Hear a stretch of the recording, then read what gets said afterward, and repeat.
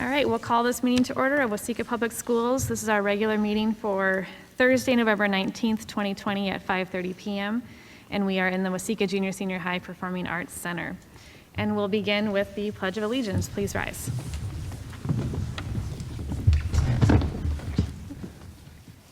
I pledge allegiance to the flag of the United States of America and to the republic for which it stands, one nation, under God, indivisible, with liberty and justice for all.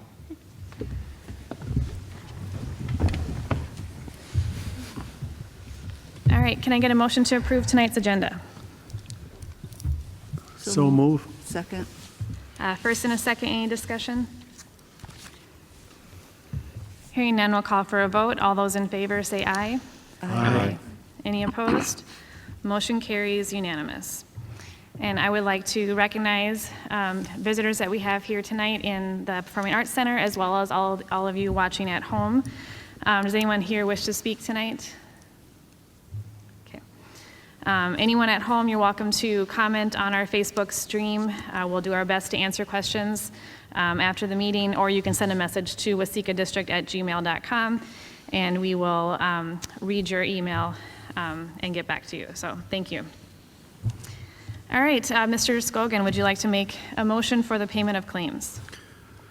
I would recommend a motion for approval of payment of claims, accounts payable in the amount of $1,714,556.28, which does include the dental, as well as payroll of $844,913.66. All right, can I get a second? Second. First and a second, any discussion? All right, hearing none, we'll call for a vote. All those in favor say aye. Aye. Any opposed? Motion carries unanimous. Can I get a motion to approve tonight's consent agenda? I'll make a motion to approve the consent agenda. First and a second, any discussion? All right, hearing none, we'll call for a vote. All those in favor say aye. Aye. Any opposed? Motion carries unanimous. All right, we'll move on to the information items. This is what most people, I'm sure, are tuning in for.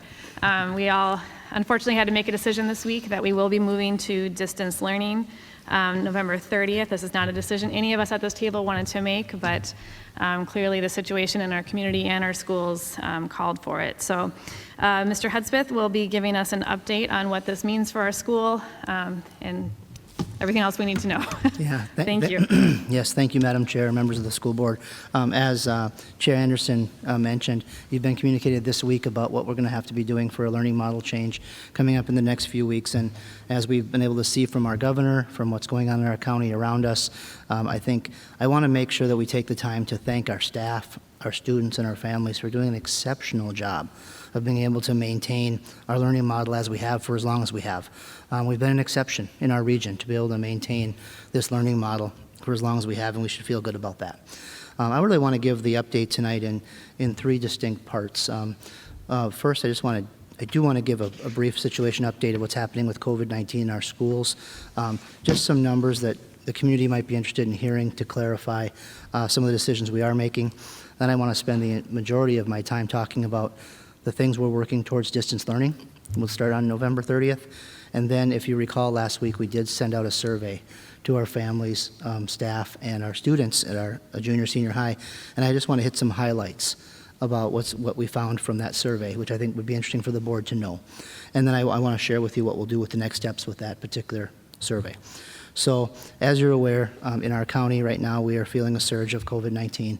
As published today, the date range, which would have ended the 2 weeks prior to November 7th, we're at 58 cases per 10,000, which obviously is a starting place for putting us within the guidelines of where we would be into distance learning. The positive of that is in the state of Minnesota, we're still doing quite well, which is, I don't know if that's a positive or not, but it's a positive for us feeling good about maintaining the virus here in our community. However, since then, and I'm sure you've all been aware of this as you watch the public health numbers, you know, the next 2 week period is going to exceed 100, and it's only going up after that as we see 20s and in some cases high teens and in the numbers in the last few weeks. So as we've talked about this whole time, this entire fall, that's a starting point to our conversation. Now, what is the impact we're seeing in our schools? So, we have been able to manage with very, very few, if any, positive cases in our buildings over the last several weeks.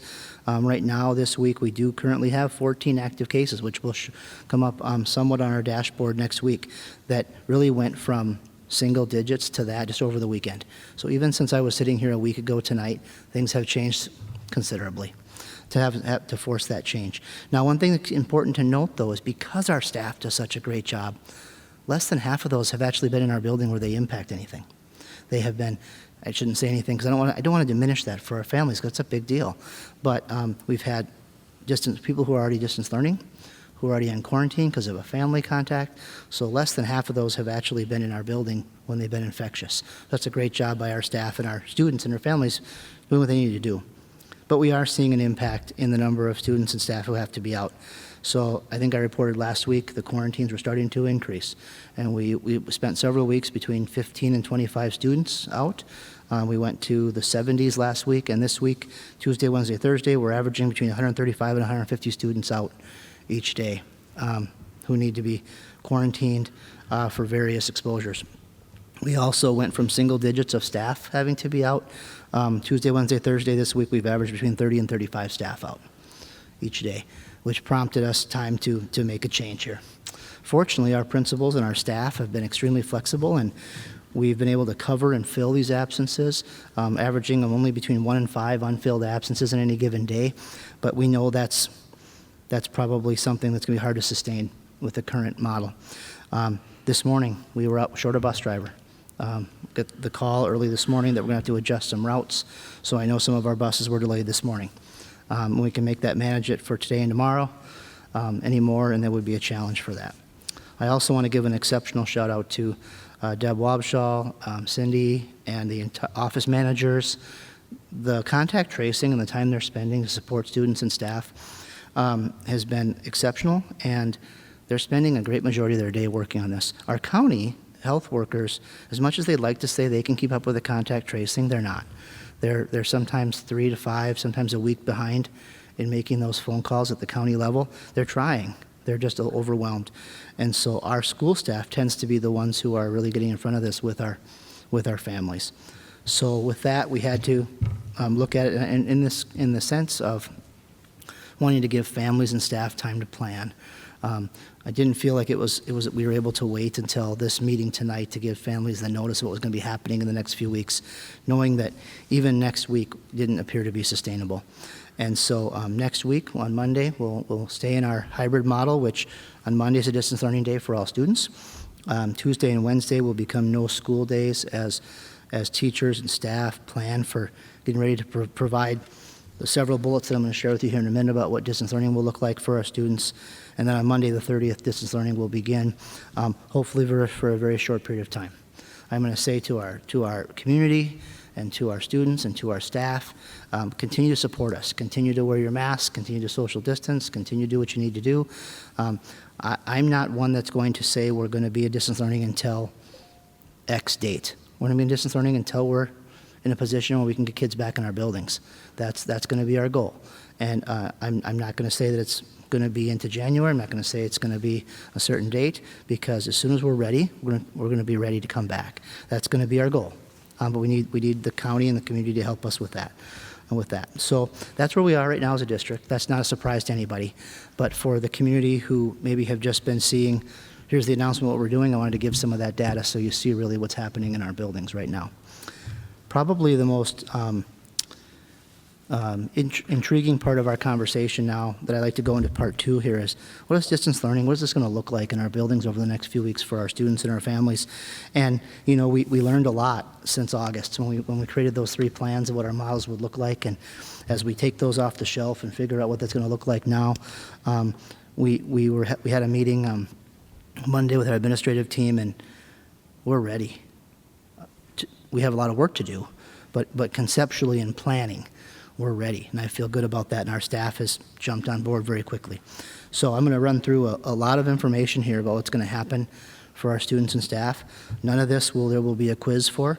It will all be communicated via email from your buildings. We'll continue a steady stream of communication over the next week so families know what to expect. But I do want to run through, because these are some of the questions that are coming up immediately for families as they take care of what it's going to look like for them.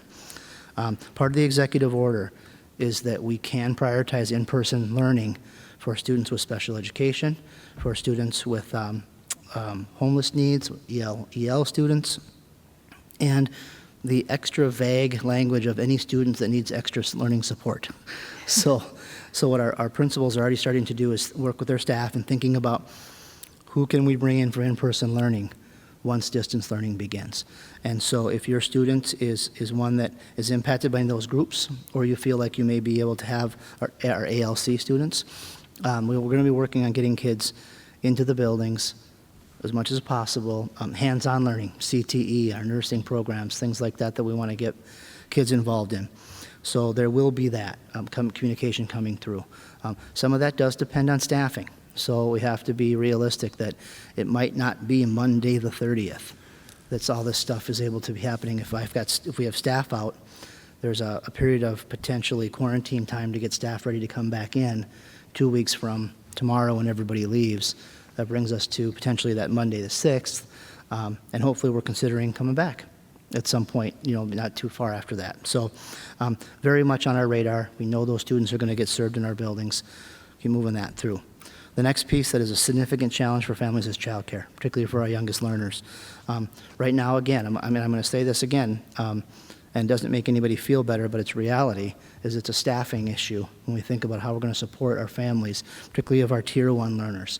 And so where we're going to start as we plan our child care provision for next Tuesday already, because we're going to start that as a non-student day, is serve our families of our Tier 1 workers in our community as we're asked to do in the executive order. As we find out how many kids we have signing up for those, we will expand that service to other kids as quickly as we can when we have the staff and we have the ability to do so. But already we have, I want to say roughly a third of the students who have signed up for Tier 1 care next week are not receiving any care right now. So they're coming, the word out of the woodwork is not a very respectful term, but they're folks who have not needed care until now. So until we know who all of those folks are, we can't open that up to further families yet. We certainly will do that as much as we can, and we're going to get that opened up as quickly as we can for families, because we know care is an issue, particularly for our youngest learners. Activities is something that the governor answered for us somewhat last night in his decision, but so they'll be paused effective Saturday. As we lead into winter seasons, we hope that we start working with coaches on what that looks like for virtual practices and things like that, but right now we know we're on a pause. One thing that is a positive out of that is the high school league did allow us, and actually it was almost a directive to say reschedule your Saturday football game for Friday. So our football game will be Friday night, but what was really important to me and really important to us is that we also honored our volleyball kids, Megan, and that we were able to get a game for them Friday night as well. So I'm very excited to be able to have both our seasons that are going on right now be able to play a game on Friday night, because neither one is more important than the other. They're both really important to us. And so thank you to Mr. Hedervar and his activities team to be able to get a contest for both teams here before we have to take a pause. Food service. This is one that I think is exciting for us, because it's Jason Forshee and his team continues to increase their services. So daily curbside meals will begin at Hartley and the junior senior high on Monday from 11 to 1.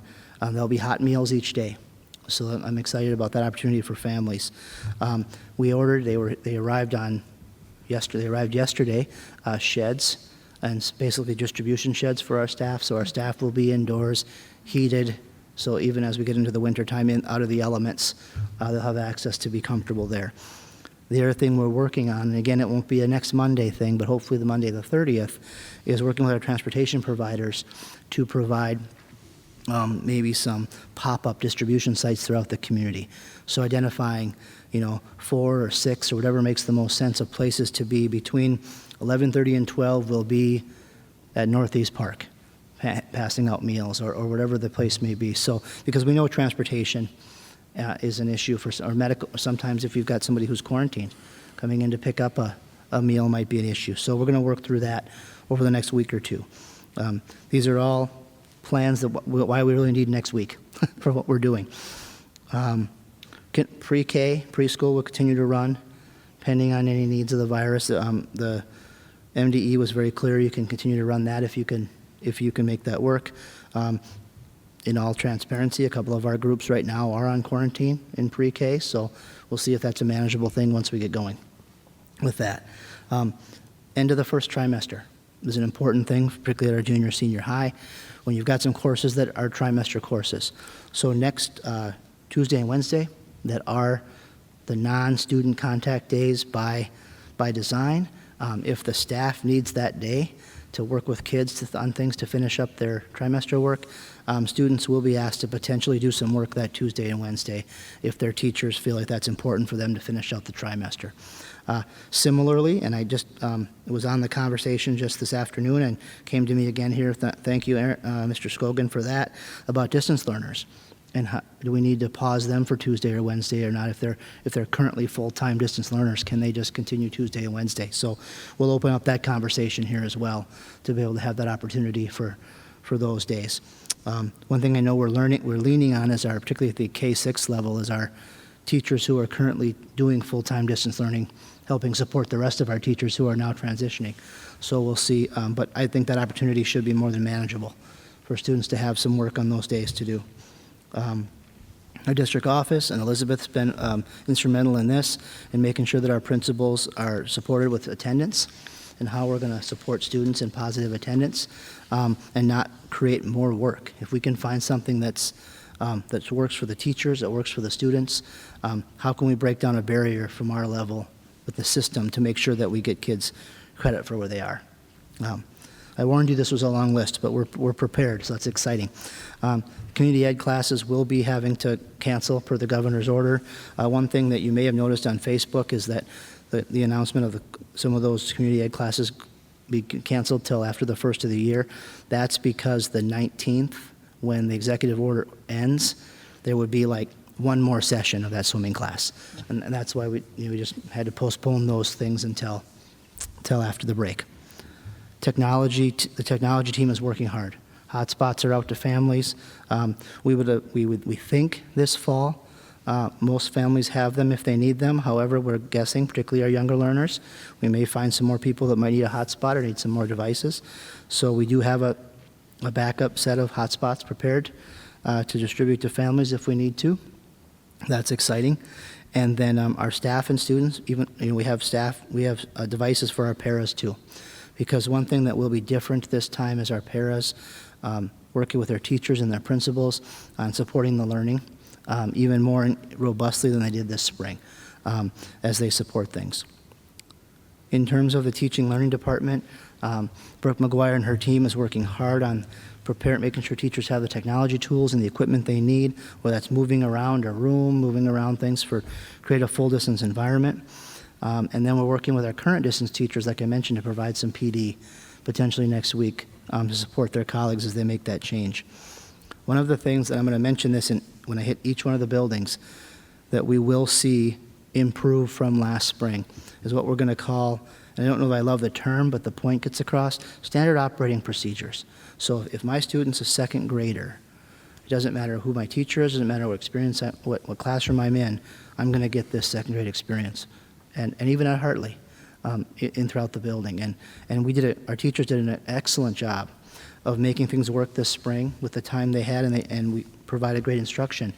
But as we've become more collaborative, because we know this more, the consistency from teacher to teacher, from class to class, particularly in a grade level or building, is going to be an improvement. The other thing we're preparing is a parent support sheet, which you can expect to see next week, with some resources. And as a parent, how do I support distance learning? And we probably, in hindsight, because we're learning as we go, it's something we could or should have distributed for our full-time distance learners this fall. But as we learn what we needed to do, we're getting better. So that's exciting. And so that'll have some district-type information, but also customized to the buildings. How do I see my child's work? How do I get in to find out what they need to be doing? Working on that way. So that should help support our parents through this as well. At our ALC, we're going to be prioritizing some in-person learning, scheduling some time for students to come in. When Mr. Hager was here last, he was talking about students making appointments, coming in, seeing teachers, having some having some in-person opportunities for classes, since the group is small, working through that. Again, may not begin right away on the 30th, but our ALC students certainly fit the category of students who would be prioritized when possible. At Hartley, we're looking at a system that includes daily check-ins via Google Meets, individual and group times throughout the day with Seesaw, some hard copy materials, working through that. So you'll see a theme here of each one of our buildings prioritizing, if not more than once, at least one daily check-in with students throughout the course of the day, in most cases multiple, so we have an opportunity to be connected as we can. There will be some hard copy materials that go out for our youngest learners, and that pickup will be planned to be November 30th for the first pickup. And as always, we'll work with families to get materials out to people who have challenges. And again, that it'll be a standard operating procedure, so you'll see consistency at Hartley across the classrooms. At WIS, similar with their competency-based modular learning that Mr. Hutmeyer has talked about in the past. They've worked through that all fall and continuing to improve on that. But again, daily check-ins. I keep hearing consistently from principals, morning meetings, 8:30 check-in, 2 o'clock check-in, how did today go? How are you working through some things? So there's the opportunity to connect with teachers every day and get those consistent expectations across the grade levels and the buildings. Junior, senior high, much the same. Daily opportunities for check-ins with teachers, much more live instruction opportunities, some synchronous learning, as well as asynchronous learning for recorded sessions. As I'll comment here in just a few minutes, our students, particularly in the survey, there was a relatively large amount of comments that said, I love the flexibility of distance learning or hybrid learning, be able to log in when I want and do what I need to do when I need to do it. And so trying to create that opportunity, it's not really about sitting in front of a Chromebook all day, every day. It really is about learning what you need to learn, and then working through that. And then we will certainly provide opportunities for study tables, online support. Again, all of our principals are so excited to get the kids back in that we're going to prioritize who we need to get in as quickly as we can until we can transition models thoroughly. So before I get into some of the survey results, I'm going to stop and take a breath. And I'm going to ask if you have any questions about that. I gave you a lot of information, all of which will be followed up in writing to families in the next few days before we get going. But I kind of wanted to make sure that the board and the community knows that we have used our time wisely. We will use the next several days wisely. And I'm confident that while it would never be having our kids in front of us is what we want, we're prepared to make this the best it possibly can be for kids and staff, for that matter. I don't think anybody would say it's as good as in-person learning. I think that's where we want to be. We want to be with our kids. But right now we're in a position where we've held on as long as we could for right now, but for the safety of everybody, we're going to make a change that's hopefully short, and I think we have a pretty good plan going. So, any questions before I talk about the surveys? Yeah. Okay. I was wondering if you have a split between high school with and Hartley, a lot of cases. We have 147 kids and 35 teachers. Yep. Do you know the split? How? I do. It's actually pretty even. We have probably today we had 35, today we had 41 students out at Hartley and 63 at the high school. So that leaves the 30-ish, I think, at the WIS. So, because one of the very first things that I thought about was, can we leave our elementary learners in and have our high school do the distance learning? But unfortunately, our elementary is feeling it just as much as our high school is right now. So. And I know that we compare our test cases against the Waseca County, but if you take how many active cases we have, it's about 0.5% for our school. Percentage of the active cases. I mean, we are changing, and please just bear with me, we are changing our model for our school because we have 0.5% kids or teachers sick. I just want to point it out. It's, for me, I know we need to compare the county, but I just wanted to, put the number there. Okay. As of now, it's 0.5% people are really truly sick. The 10% people, they are in quarantine. They might get sick and they might not. Just want to call it out. Do you know by chance what is the capacity or daily capacity for the child daycare or child care that you will be able to fill it like daily? What would be the Right now, we have, we don't know the capacity yet because we don't know who's going to sign up for it. We have staff, if they all get back and they're all healthy, to take, 50, 60 kids if we need to. Right now, we have to start with who signs up for Tier 1, and then we'll open it up from there. Right now, with our staff that we have, right now we have about 20 kids that are signed up. So if that remains the case, we should be able to open up to more families relatively quickly. So it really depends on staffing, and we will expand as far as we need to, as long as we have staff to do it. Yeah. And for some advanced classes for the students that they need to be like in class, for example, AP chemistry, did you have a chance to think how are you going to accomplish that they really be able at the end of the year or whenever we come back that they didn't lose ability to really advance in that subject? Yeah, are you thinking more about like lab work, things like that? Because we will be prioritizing to have the opportunity to bring some kids in for lab work and things like that. Okay. Yeah. And just the last thought, with the kids going in a learning distance, all the activities are going to be canceled. We already talked about the mental health. And on the top of it, many of the families, the parents may be losing their jobs because of the closing the restaurants. And we are 1 month before Christmas. And I think, is there anything that our community or us we could do to reach out to families that really will be affected a lot and just do something for them? Because I would hate, and it will happen, Sure. that, the family and kids and parents will suffer. Yeah, I agree. And our counselors and our social workers and our team will continue to work through that because you're exactly right. We have to be connected to our families. This is not an easy time. Yeah. Thank you. Just a reminder, especially if you keep your mask on when you're talking, you might need to move your microphone a little bit closer so that people at home can hear too. But I just want to piggyback on your point here at the end. I mean, we just had our mental health workers here last week talking about the importance of relationships, and clearly those relationships are strained when we go into distance learning.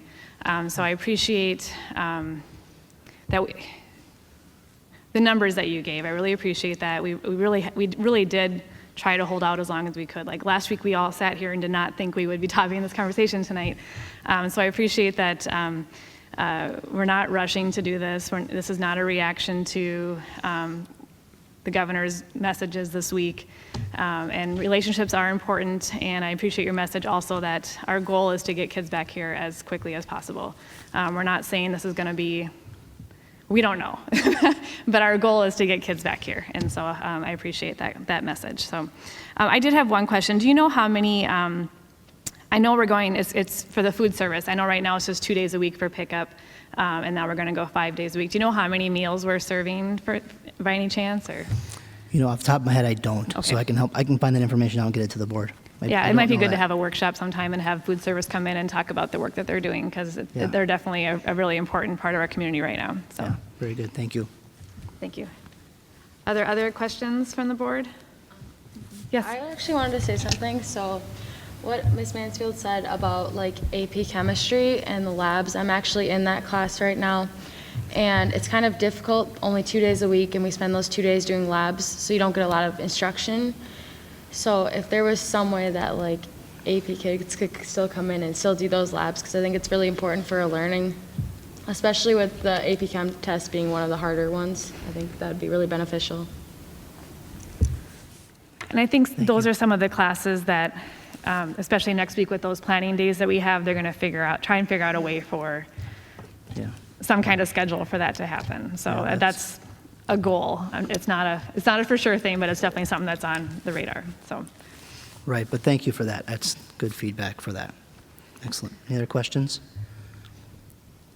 Okay, the other thing I just wanted to share tonight, because it's still valuable, and we're still going to be able to learn from the survey that we sent out to families and students and staff last week. And through some of my listening sessions, I've been able to hear some staff echo these things as well. And for the board and for the community, right now what we're doing is we're going through these and we're removing some of the identifiers that are in the survey, such as a staff member's name or a location that could be identified as being, critical or whatever it might be. And then we're going to post these results for the website. So you have the opportunity to read them all, see what people thought. It's not a secret, but there are some identifiers in there as I went through them first that I can't just copy and paste the entire survey over just yet. But I do want to hit some highlights. From staff, we had 173 responses, which was positive. Some of the positives include having Monday time. That came across loud and clear. Seeing students regularly. Of course, they want to see their students. And collaborating with colleagues. Some of the challenges our staff are experiencing is time and workload. At being asked to do, we've talked about this all fall long, being asked to do sometimes two or three jobs at once. And in the best of our efforts, it's hard. It really is hard. So it's coming across in our staff. Consistency and mitigation strategies.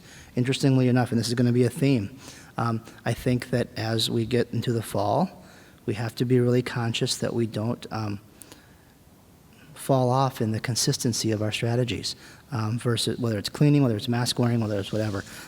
Complacent's not the word that I would say anybody's purposely becoming, but that's something that came across in the survey as well.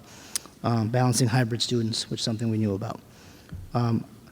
45% of our staff scored on a 1 through 5 scale, scored a 4 or a 5 on their comfort level with our safety strategies. So that's good feedback for us that half of our staff is still feeling average or less about how we're doing in school for keeping people safe. So as we really detail that survey apart, that's going to be some important information because that's really, really good feedback.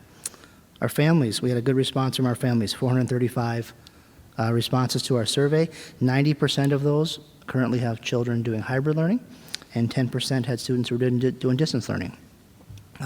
Some of the positives include the flexibility from sleeping in from time to time. But then days when students are in school was a very positive thing. Getting social interaction for their children. And in complete transparency, some responses said nothing's going well. This is a disaster.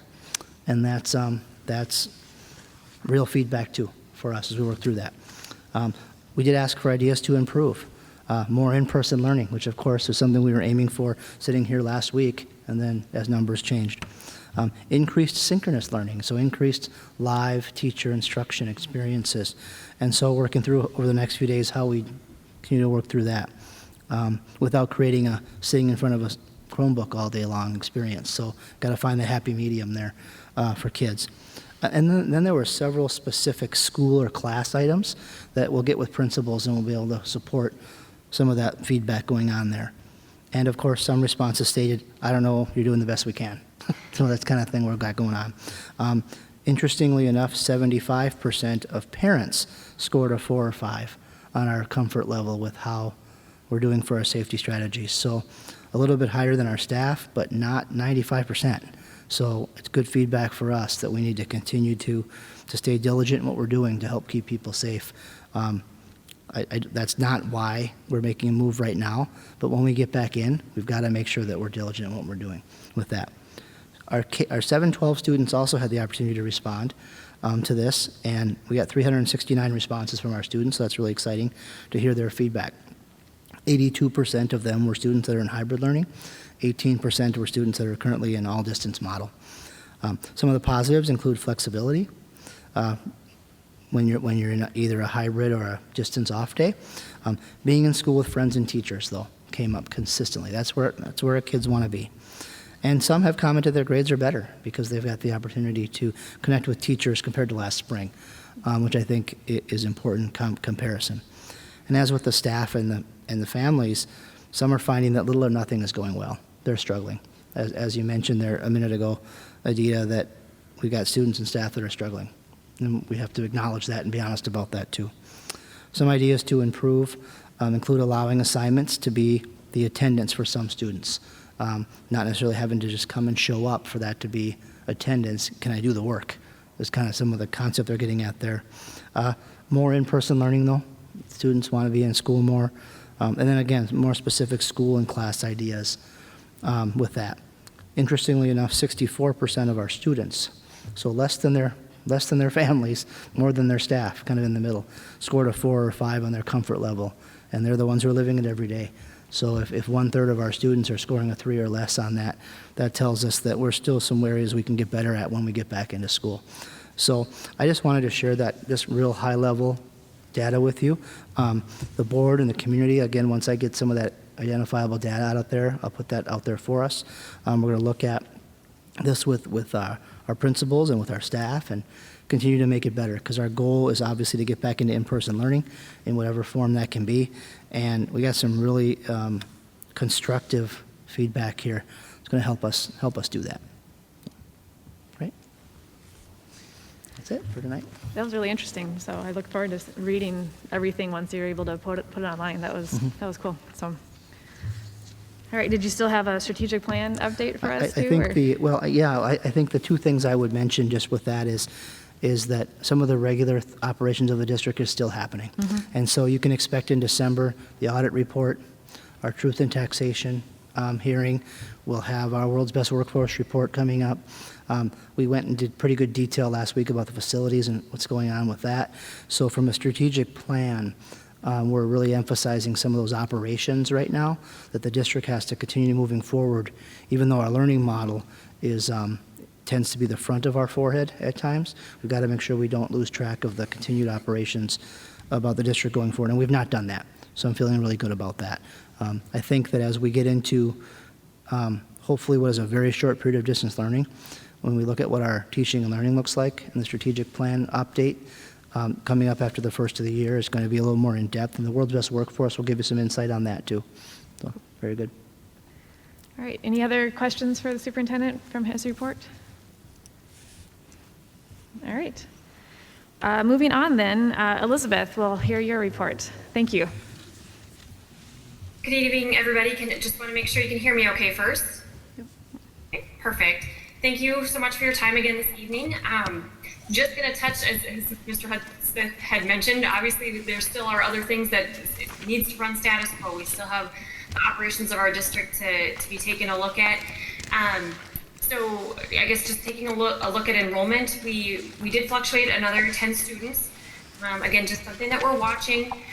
But when you do look at past years, our decline in enrollment from the start of the year to now is actually less than what we have experienced in prior years, just because we don't maybe have as strong of a migrant population as we have in the past. So it's not anything that is uncommon to our district. We are always usually declining in enrollment from the beginning of the year, and then hopefully again in the spring it'll start rising again, but something that we're keeping an eye on. Looking at expenditures and revenues, expenditures, I feel like we're in a very good spot with everything that we've been able to do.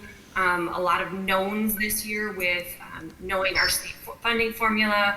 All of our contracts have been settled, so we've been able to at least do the best that we can, anticipating what a budget would look like for 2021. And I just want to reiterate as well, between the assistance that we've been provided through GEAR and ESSER and CRF funds, those have really been able to take care of our needs to make sure that our students and staff are safe, being able to provide the PPE, the barriers, the additional cleaning equipment. Without that funding, or I'll say it this way, with that funding, we've been able to meet those needs, and then the resources that we're used to as districts have been able to focus on the true operations and have been able to maintain the fund balance that we've been so hard, working so hard to maintain, to continue operations. So I feel like we're in a very good spot financially, again, with those additional resources to be able to support our needs due to COVID. We're in a very good spot. We'll be bringing audit numbers to you in December, but our numbers are due by November 30th. We're very close to being done. I'm hoping actually by tomorrow, financially, all of our entries will be done. And I would say a very positive note is we actually are ending right where we thought we would be. So actually even just a little bit better than what we had anticipated, but right where we were budget-wise. So that just helps us moving forward now that we're focusing on 2021 and then also going to be looking at 21, 22. So we'll be presenting the audit to you in December as well as the truth in taxation. Just so you are aware, part of state statute as well as we do need to report a budget publication in our official newspaper. So on November 24th, excuse me, I think I have that correct, November 26th, in the Waseca County News, we will be posting an unaudited budget. So it looks at numbers from where we think we're going to be for 1920, as well as what we're looking at for 2021.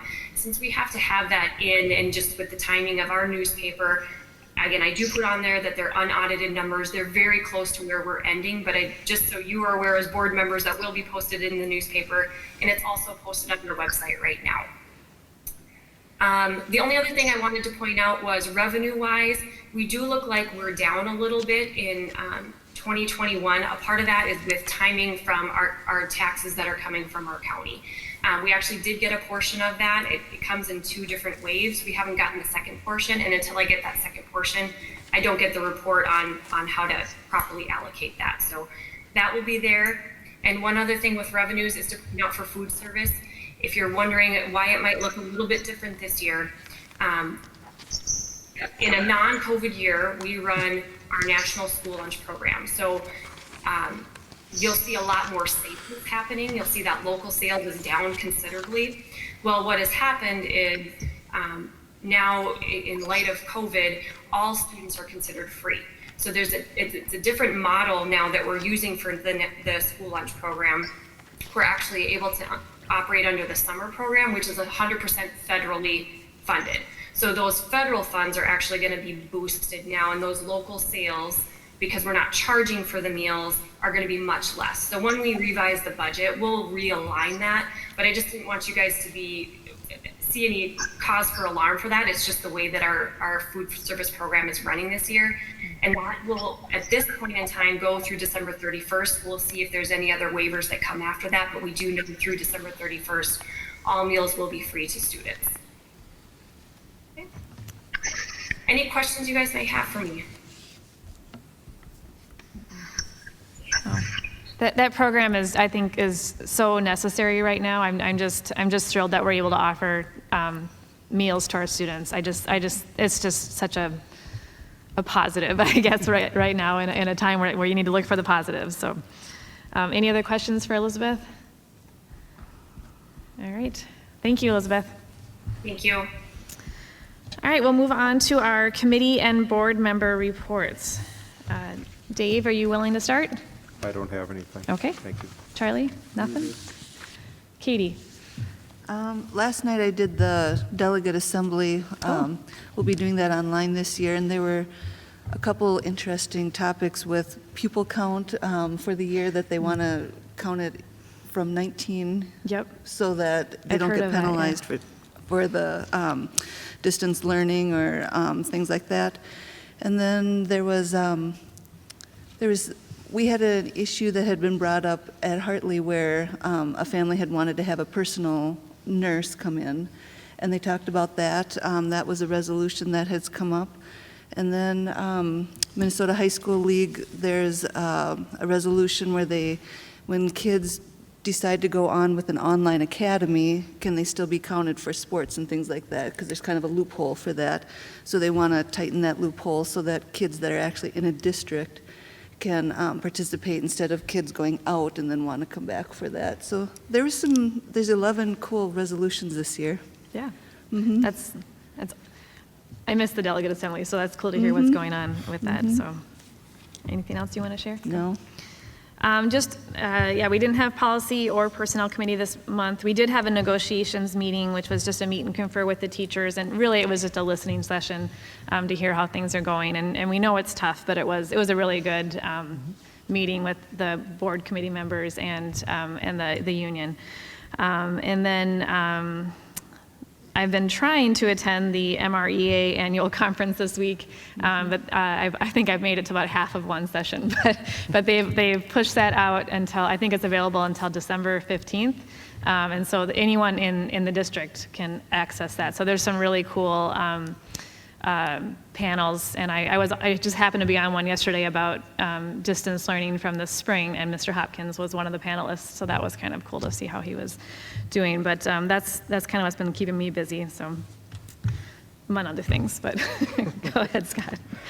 The only other one I had was the finance committee. We looked at the preliminary audit numbers and the enrollment numbers, which we've actually went over tonight already. So that's all I had. Thank you. Adita. I attended a community ed meeting on Monday before all the announcements. At the time, community ed was doing very well, full of sports, program for kids and adults, and everything was great, JNS and everything. I mean, at that time, it was very positive. Well, I can say positively they've communicated exceptionally today about programs and timelines and stuff. So they've done a really nice job of communicating what's being paused and when to look for programs to start again. So they're still doing great. So that's good to hear. Aaron, do you have anything to report? I do not. Thank you. Okay. And Megan and Brooke, welcome. Brooke, welcome. I think this is the first time you've been able to come so far this year, so we're happy to have you. Do you guys have anything to share from student council or? Student council actually has only met once, and it was just to elect officers, and that's All it. right. So. Okay. Did you guys want to begin maybe our recognitions or positive board feedback? Anything you want to share? Not to put you on the spot too much, but. Actually, I was going to say, kind of going off of what Mr. Hudspeth had said earlier, I really like that we were able to get that last game for both football and volleyball moved to Friday. And also we have our wrap-up band on Friday night, and they were able to schedule that so football players, cheerleaders, and volleyball players could be there. So I thought that was really nice. Cool. That's good to know. That's awesome. Yeah. Aaron, you have anything to share this today? Just a couple things. Recognizing earlier in the week the Honor Society inductees. So congratulations to everyone there. And then just we've made it this far, and I think a big part of that in our schools has been due to the staff obviously has just been amazing with just working in uncertainty, but also just a shout out to our custodial teams across the board for just doing what they're doing to try to keep this building Central, Hartley, and the district building, all of them, just really a big shout out to that crew. So, Thank you. Adita, do you have anything to share today?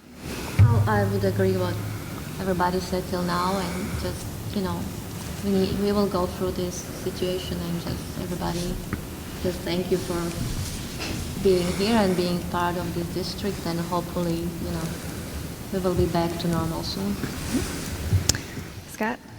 The only thing I have is I did have a couple of kindergarten parents actually reach out to me and wanted me to congratulate the teachers at Hartley, especially the kindergarten teachers, for what they're going above and beyond for. So that's it. Cool. This week I was able to come to the Waseca Area Foundation Fall 2020 grants, and it's my first time I've actually been able to come to the grant award ceremony. And this fall, they handed out $240,331 in grants to our community. So super impressive. A lot of that comes here to our district in scholarships and other types of programs that they are funding. So it was a really cool thing to come and see. And also, my other thing is, even though it's not ideal, I really do appreciate all the ways that we're able to share things online. I think in the last month, I watched the fall play, I watched the fall choir concert. I know the indoor marching band concert is going to be online. So it's really cool to all the stuff that gets put online, and I wouldn't normally have time to necessarily see everything in person, so it's cool that I can kind of watch it on my own time at home. So it's a great use of technology, and I really appreciate all that stuff that's been put out there. So, Katie. kind of going along with the online comment, with the Minnesota Honor Society, it's nice that the community can see like Gabby Rodriguez giving a speech. Normally you wouldn't have a crowd of miscellaneous people coming in here, and you could see people logging on, oh, what's this about? So we're getting a lot of exposure for these kids to just show how composed they are and these great speakers. Yep. And then congratulations to Luann Ross for being the Waseca Teacher of the Year. Yep. That is, Very well deserved. yep, Yeah. very well deserved. And then Andrew, it was fun when they were doing the MREA, the conference that night. He's the youngest recipient of the award Oh. that he won, so that was really cool. And it was neat to see all the 4 different teachers that had won that. And then also there was a teacher from, was he Forest Lake, that is in the national pool for being the recognized. Neat. So, That is yeah, cool. that was really neat. Minnesota is showing its beautiful colors. Thank you. Charlie? Nothing more than what's been said already. Okay, thank you. Dave? I would also like to congratulate Luann Ross for being the Teacher of the Year, special ed teacher out here at the high school. As Katie has said, very deserving of that award. I would also like to mention that the WEA did also recognize 4 teachers of excellence. Molly Hendrickson from Hartley, Trish Mercer from the middle school, Bill Kuschel from the high school, and somebody that Megan knows quite well, Brenda Nelson from the high school here. So congratulations to them. Yeah, thank you. All right. Ready to move on to action items? Oh, can I No, just say one more thing? No. No, yes, you can. No, going back to the committee reports, I didn't have anything, but I just wanted to say that I finished MSBA Phase 4 training here a few weeks ago, did it online, and I was 2 Wednesday nights, about 3 hours each night. But what I want to say is that I was online with probably about 5 or 6 MSBA staff and about 45 school board members from all over the state of Minnesota. I mean, all over, Twin Cities, outstate, up north, out west, down south, big schools, small schools. Everybody was dealing with the same issues. Everybody had the same concerns. Everybody had the same questions. Everybody was looking for the same answers. So it doesn't necessarily make you feel any better, but we're all kind of in this great big COVID boat right now. And we're all trying to figure it out. Thank you. Thank you. All right, well, we'll move on to our action items. We just have 3 items tonight. The first, can I get a motion to approve our acceptance of received gifts and donations? So moved. Second. A first and a second. Any discussion? Those are really cool kits for the Arduino? Yeah, I don't, can you describe what they I are? went online, they're a computer thing for electronics. Okay. It is really neat. All right, I'll have to look them up. I was curious what that was. All right, any further discussion? Always thank you, everyone. Very generous. Yes, it's always amazing to see. Every single month we have donations, and that's cool. So thank you. All right, if there's no further discussion, we'll call for a vote. All those in favor say aye. Aye. Any opposed? Motion carries unanimous. Can I get a motion to approve our second and final reading of revised policies? And these are policies 419, 516, 522, 601, and 607. So moved. Second. First and a second, any discussion? Hopefully, we really don't have to see these again for about 3 years. I feel like we've touched on these like 3 times in the last 6 months, but whatever. All right, if there's no further discussion, I'll call for a vote. All those in favor say aye. Aye. Aye. Any opposed? Motion carries unanimous. Can I get a motion to approve the set rate for out-of-district non-public transportation? I'll make a motion to approve. Second. First and a second, any discussion? All right, hearing none, we'll call for a vote. All those in favor say aye. Aye. Aye. Any opposed? All right, motion carries unanimous. All right, and that ends our action items. Upcoming items and reminders, our next work session will be Thursday, December 3rd, 2020. That'll be at 5:30 p.m. here. And then our next regular school board meeting is December 17th, and because it's our truth and taxation meeting, we can't start before 6 o'clock, so that meeting will be 6 o'clock. So we'll try to remind everyone again during our work session. So December 17th will be 6 o'clock. Any other updates or reminders? No? All right. Can I get a motion to adjourn? I'll make a motion. First and a second, all in favor? Aye. Aye. Any opposed? I'm just kidding. We're adjourned. Thank you, everyone.